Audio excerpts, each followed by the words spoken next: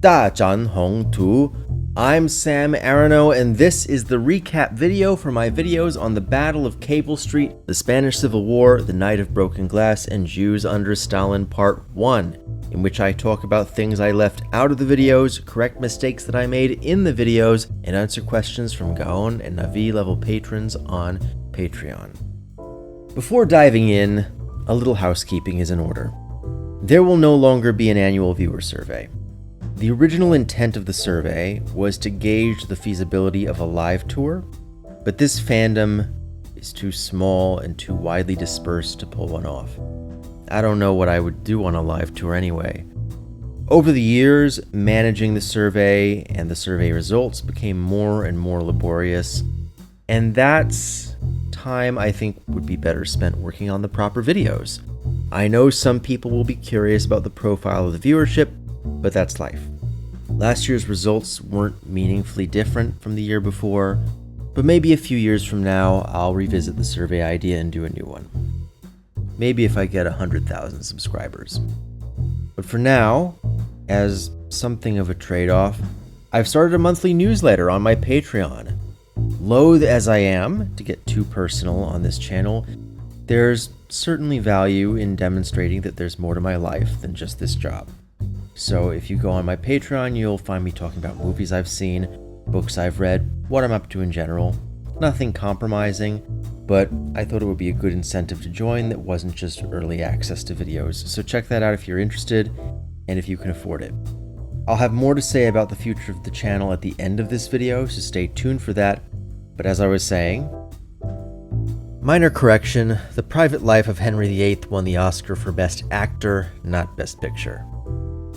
I was worried about editorializing about the communists monopolizing credit for the Battle of Cable Street, but friend of the channel Tom Pierce, who grew up politically active, let's say, between England and Ireland, said I called it correctly, which is ironic because in almost any context other than taking credit for the Battle of Cable Street, the CPGB has a long history of engaging in what some historians and sociologists call economic anti-Semitism. As the Stalin video showed us, this is pretty par for the course for the Communist International in 1936, and in fact their decision to participate in the Battle of Cable Street was actually a last-minute, almost afterthought decision because they'd already scheduled a different rally for that day. So yeah, the communists monopolized the narrative at the time, they've monopolized the narrative since then, but if you look at the numbers, both of the participants and of the organizations involved, it doesn't stand up to scrutiny. I even ended up not having to mention Phil Puritan, who was the highest-ranking Jewish member of the Communist Party and played a part in the battle because I went in assuming he'd come up, but he didn't. Minor correction, Mosley actually first took office in 1918 at the age of 22, rather than in 1922 at the age of 26. Interestingly, he arguably doesn't qualify as baby of the house, as while he was the youngest MP to sit in the Commons at the start of his first term, the youngest MP elected in that term was 21-year-old Joseph Sweeney of Sinn Féin, who, in keeping with his party's refusal to swear loyalty to the king, never took his seat. Having made a video called Jews Against Franco, people were naturally curious whether there were Jews for Franco. The only two examples that came up were painter Emanuel Fischer, who was originally from Switzerland but lived in Seville, and a single volunteer from Palestine named Avraham Klein. If there were more such people, it's likely that any evidence of their support would be lost to history. At the same time, however, I hew to a pretty narrow definition of support, which would suggest that it was, at best, extremely rare, especially given a Jewish population of only 12,000. There's evidence of a few Jewish recruits to the nationalist side from Spanish Morocco, but while it's tempting to suggest that Jews in Spanish Morocco probably benefited passively from Francoist rule, on further reflection, I don't think they were any better off in Spanish Morocco than in French Morocco. It was only a protectorate. The people were Moroccan citizens, not Spanish ones. Minor correction/clarification, the original leader of the FE-JONS was the son of former Prime Minister Primos de Rivera. The elder Marquis of Estella died just a few weeks after his overthrow in 1930.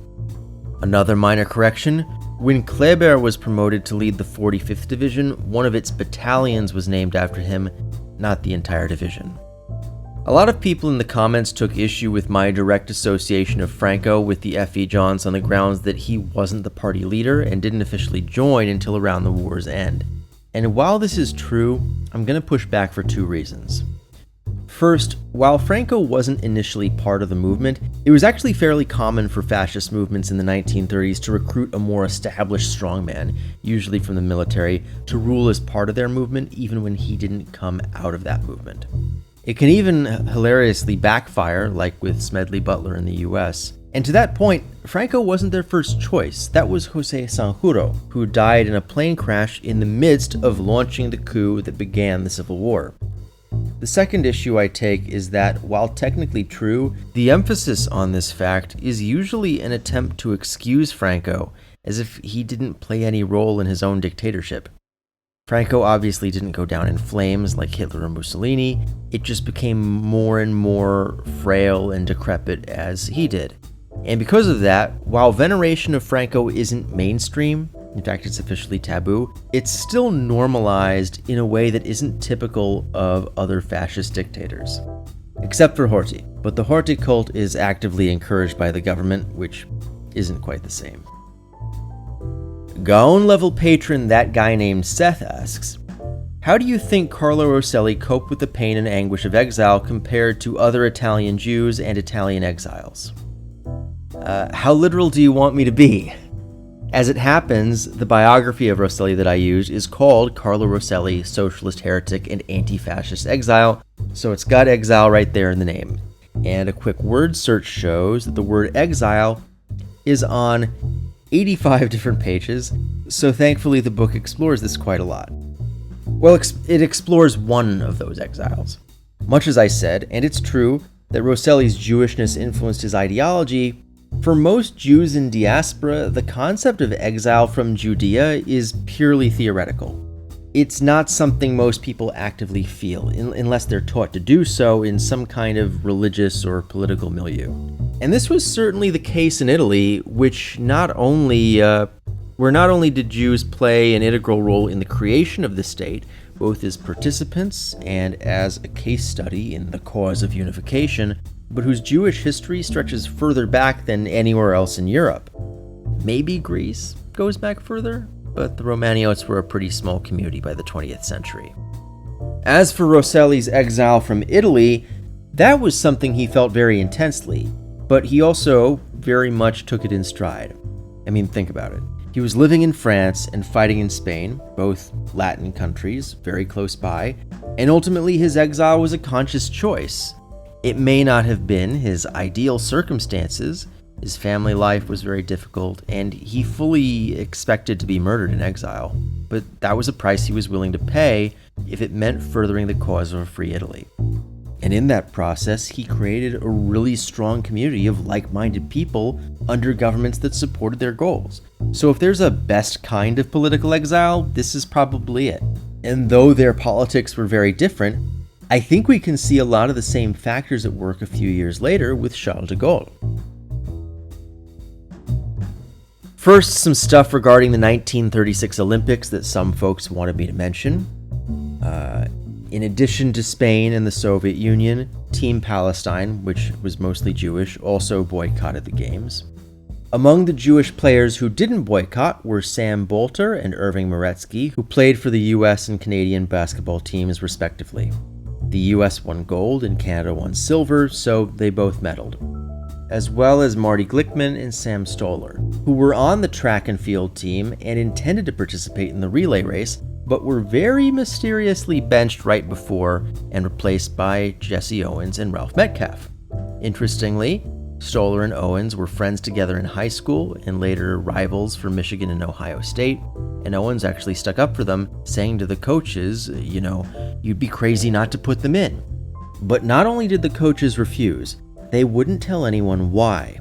And we still aren't 100% sure, but over decades of investigation, the circumstantial evidence indicates that Brundage put his foot down and refused to allow the coaches to use Jewish runners. Joke's on him though, the black runners had the same effect. Okay, but If true, why didn't he do the same with the basketball team? Probably because basketball was still a niche collegiate sport that hardly anyone played outside of North America, so it didn't carry the same international prestige that it does now.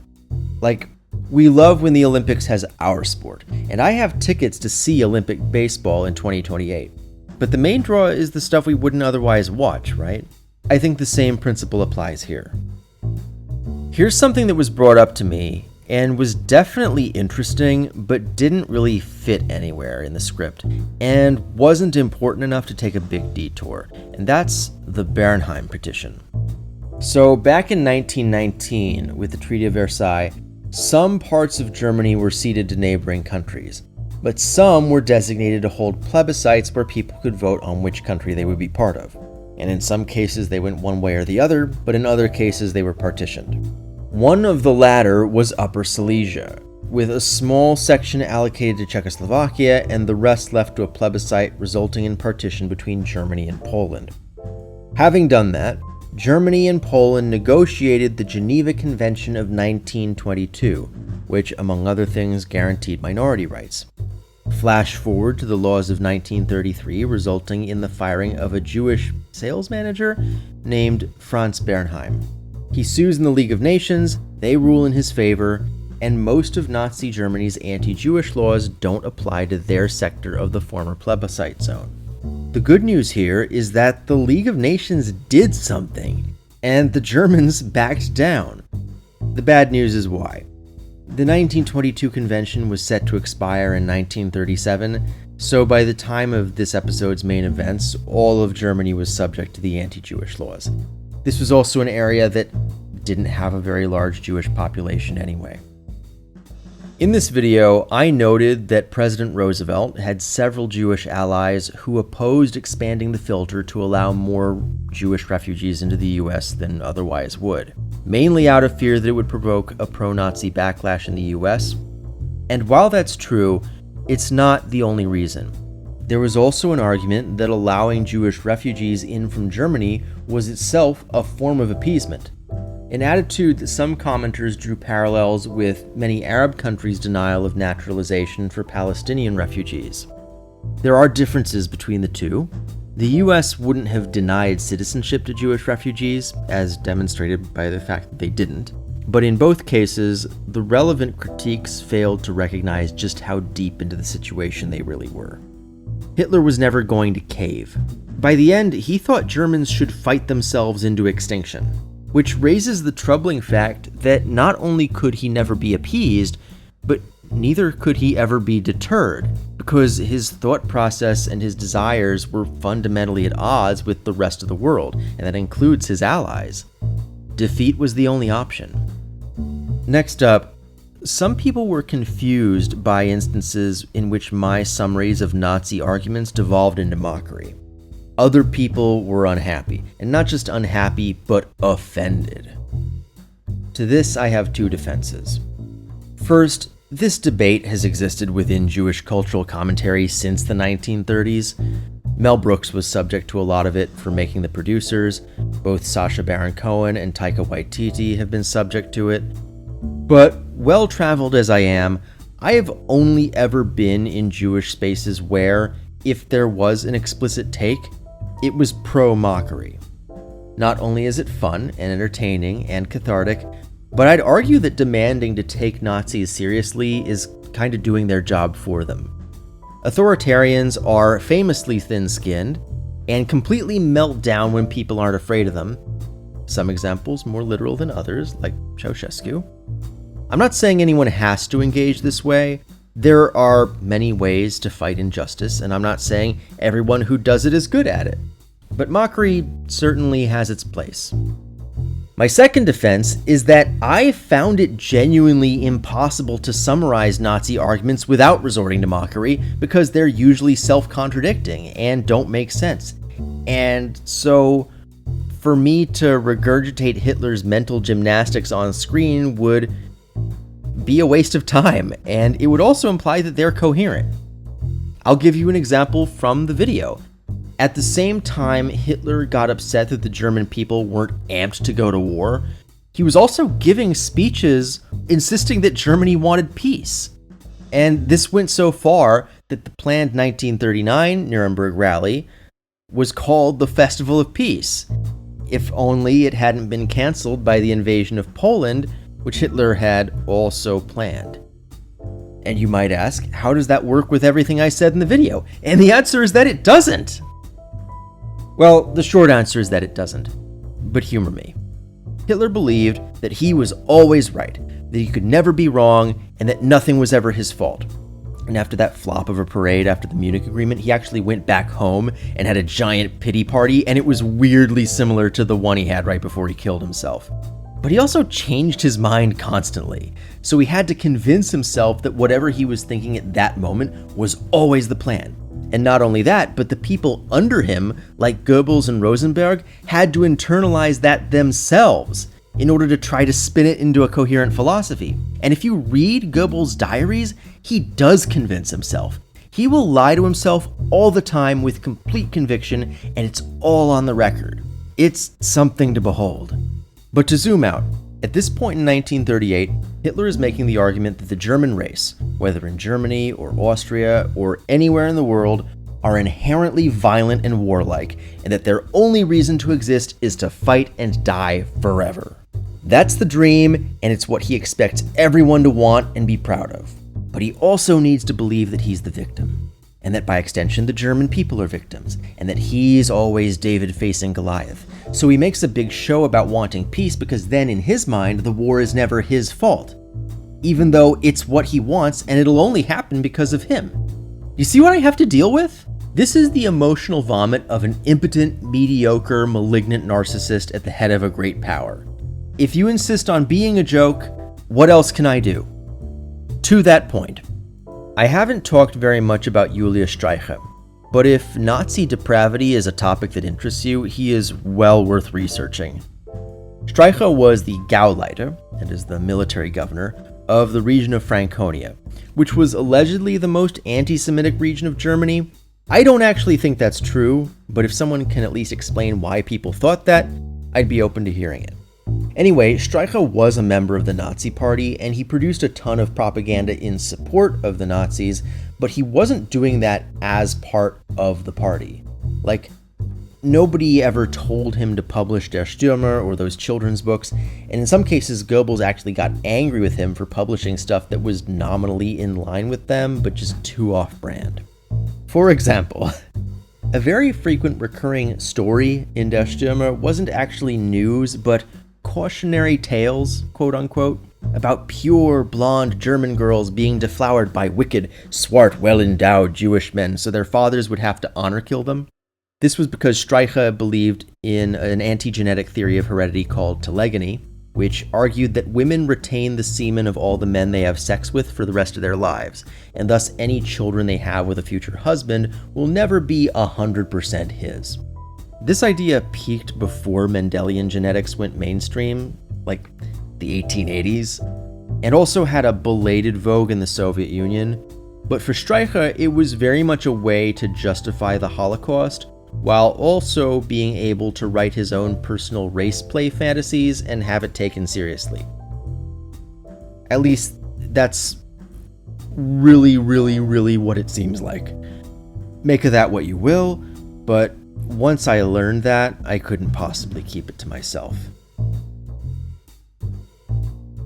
Sometimes I don't speak a language, but I still do enough due diligence to pull off pronunciation within reason. Sometimes I don't know that I'm mispronouncing things and double down. Jews under Stalin Part 1 was the latter. Lev Kamenev, Yakov Agranov, Osip Mandelstam, Lazar Kaganovich. That last one is still alive at this point in the timeline, so I'll make sure to pronounce his name correctly in the future. Full disclosure, a lot of work goes into these videos, and this one was a monster that I did a lot of advanced preparation for behind the scenes. Even so, I had to draw 31 new portraits, most of which I'll never have a reason to use again. And at a certain point, I had to stop including certain figures just to get the video done. So apologies to those expecting to see Nikolai Yezhov, Lavrenti Beria, Paulina Zhemchuzhina, Jay Lovestone, and Mikhail Gurevich. I'm almost certain that Beria, at the very least, will appear in Jews Under Stalin Part 2. Considering what happened, it would be very strange if he didn't. Another minor correction, the capital of the Ukrainian SSR prior to 1934 was Kharkov, not Kiev. Final correction, and it's an embarrassing one. Theater director Vsevolod Meyerhold wasn't Jewish, but of Baltic German descent. I don't know where I got that mistake, but one of my sources must have made the same mistake, because if they hadn't, I would never have heard of him. Fun fact though, this sort of thing has almost happened several times in my scripts. To my knowledge, this is the first time that this mistake made it through to a finished video, where some offhanded remark in a source misidentifies a figure as Jewish. This will actually become relevant in an upcoming episode, where a leading anti-Semite earlier in his career is mixed up with someone else and misidentified as Jewish by the American Jewish Yearbook. Someone else pointed out that Osip Mandelstam converted to Methodism in order to attend the University of St. Petersburg, but I think that falls into the same bucket as Vladimir Medem because he wasn't religious to begin with. And now my final question. Navi-level patron Adam Kershaw asks, the Jewish Autonomous Oblast in modern times has a small but active religious community. Were there plans around the time of the JAO's establishment and the decades afterwards to have a more open religious community? Or was the only function of the territory to give Jews a physical republic in the USSR? And what's the reasoning behind the JAO's flag? A more open religious community definitely wasn't the intention, at least no more than anywhere else in the Union. Religious affiliation in general was discouraged and disincentivized. Exactly how much varied over time, but there was always a government preference toward atheism. The goals were just what I said in the video: to create a physical republic, to undermine the Zionist and Bundist underground that Stalin assumed existed, and to put Jewish lichenzi to work as farmers. And it was never going to be an equal republic of the USSR. It was going to be an autonomous republic within Russia, within the USSR.